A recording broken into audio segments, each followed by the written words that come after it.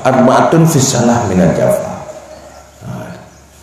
Jadi yang nampak hal yang mengganggu kesempurnaan salat, mengganggu kebaikan salat, berbohal. Pertama, iltifat, gaduh kerling menoleh kena kerling gede yang merusak sembahyang. Dia ada sembahyang matanya baik kerling tahu fokus juga tempat tujuh, baik kerling tahu baik kerling nyoka kerling yang mata ka kerling hati yang kai main. Yang kedua, masul wajhi, baik tempuh muka. Ada begatai hidung baik cukai.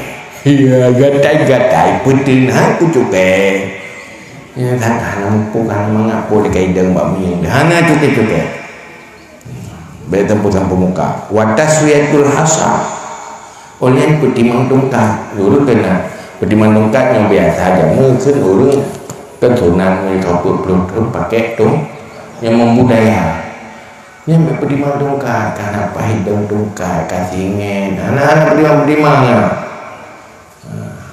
menanti dia salah petimang. Anak punya petimang tu dalamnya aja ju. Kagena ro ya ju.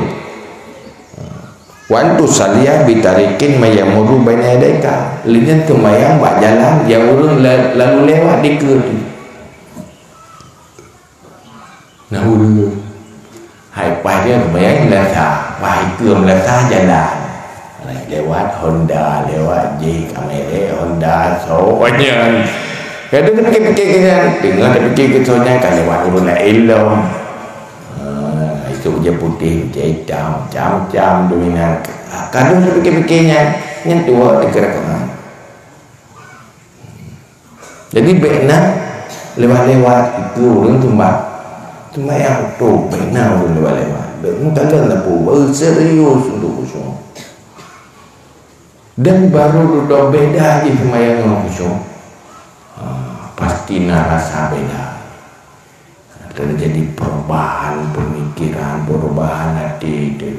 Hal yang cukup bermanfaat karena rahasia sembahyangnya luar biasa. Tapi rahasia sembahyang yang dipilih Allah dalam salatnya baru terdapati dengan kualitas sembahyang dan kualitas khusyuk sembahyang.